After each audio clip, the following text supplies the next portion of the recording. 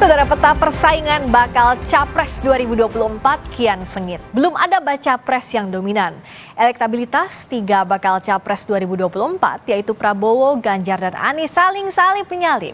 Kita lihat survei Indikator Politik Indonesia akhir Mei ini memperlihatkan elektabilitas Prabowo Subianto teratas disusul Ganjar Pranowo dan Anies Baswedan. Prabowo meraih suara 38%, Ganjar 34,2%, sedangkan elektabilitas Anies berada di angka 18,9%. Hampir sama dengan survei Indikator Politik, survei Litbang Kompas di bulan Mei. Prabowo Subianto juga meraih elektabilitas tertinggi dibanding baca pres lainnya.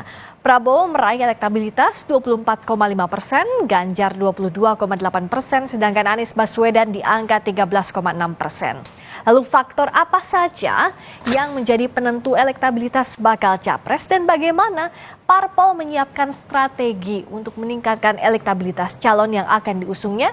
Kita bahas usai tayangan berikut ini. Persaingan bakal capres 2024 makin ketat. Hingga kini belum ada bakal capres yang meraih suara dominan. Survei Indikator Politik Indonesia memperlihatkan elektabilitas Prabowo Subianto teratas disusul Ganjar Pranowo dan Anies Baswedan. Prabowo meraih 38% suara, Ganjar 34,2%, dan Anies dengan perolehan suara 18,9%. Ya, jadi trennya tidak berubah, Mas Anies. Tren penurunan belum berhenti sejak awal 2023, sementara Pak Prabowo keunggulannya sedikit lebih tinggi, tetapi masih dalam kisaran margin of error dengan Ganjar Pranowo. Ini trennya begini. Jadi waktu 2022 itu Pak Prabowo udah disalip sama Mas Anies.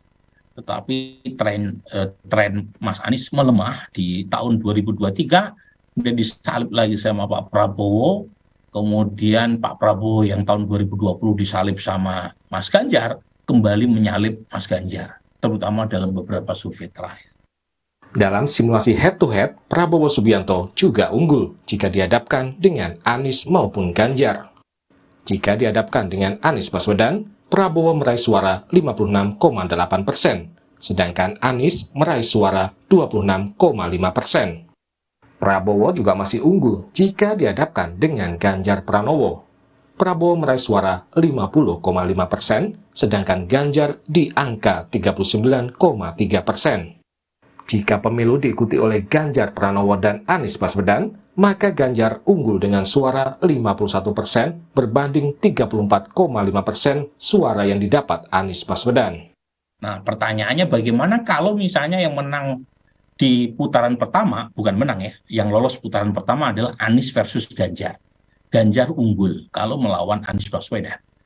Ya, ini 51 banding 34. Bagaimana kalau misalnya di putaran kedua itu Anies versus Pak Prabowo, keunggulan Pak Prabowo jauh lebih telak. Nah, karena pendukung Pak Jokowi yang sebelumnya terbelah ke Ganjar, itu solid lari ke Pak Prabowo ketimbang ke Anies Baswedan. Bagaimana kalau misalnya Ganjar versus Pak Prabowo? Survei bulan April selisihnya 6%, Pak Prabowo unggul di survei kami. Di survei bulan Mei akhir ini, keunggulan Pak Prabowo lebih lebar lagi, 11% ya, dibanding dengan Ganjar.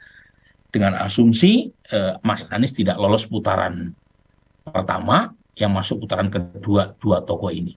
Nah, ini artinya pemilih Mas Anies cenderung nambahnya ke Pak Prabowo kalau misalnya Anies tidak lolos putaran pertama. Jadi ini kira-kira, jadi kalau dari data ini kelihatan Pak Prabowo ada di tengah. Dia mengambil insentif dari pendukung baik Ganjar atau Anies kalau salah satu di antara keduanya tidak lolos putaran pertama. Sebelumnya, survei Litbang Kompas juga memperlihatkan hasil yang hampir sama. Elektabilitas Prabowo di survei di bulan Mei berada di urutan pertama dengan suara 24,5%. Ganjar meraih elektabilitas 22,8%, sementara Anies di angka 13,6%. Penambahan elektabilitas Prabowo pada survei kami ini sekitar 6% lebih, sementara penurunan Ganjar di survei ini sekitar 2,5%. Jadi memang ada migrasi. Nah, migrasi itu tadi disebutkan juga memang karena faktor ada momentum Piala Dunia tadi, U20, Akan tetapi juga kita lihat situasi narasi politik yang terjadi saat ini ya, belakangan ini, di mana dukungan dari Presiden Jokowi itu memang cenderung dilihat publik itu terbelah dua. Dari mana melihatnya? Itu dari kebersamaan, dari pernyataan, dan juga dari deklarasi relawan. Jadi publik kan lalu melihat bahwa memang kedua calon ini dalam tanda petik direstui. Lalu bagaimana dengan Anies? Anies ini stagnan di angka 13-14%. Kalau kita lihat, dia memang sempat melejit pada waktu sesaat setelah diumumkan, kira-kira beberapa bulan yang lalu setelah dideklarasikan oleh Nasdem pada waktu melejit. Tetapi untuk kondisi saat ini memang kandidat yang bersaing ketat memang Prabowo dan Ganjar. Hasil survei sejumlah lembaga memperlihatkan bakal capres masih bersaing ketat. Pemungutan suara akan digelar pada Februari tahun depan. Masih ada waktu bagi bakal capres untuk menjaga atau meningkatkan elektabilitas mereka. Tim Liputan, Kompas TV.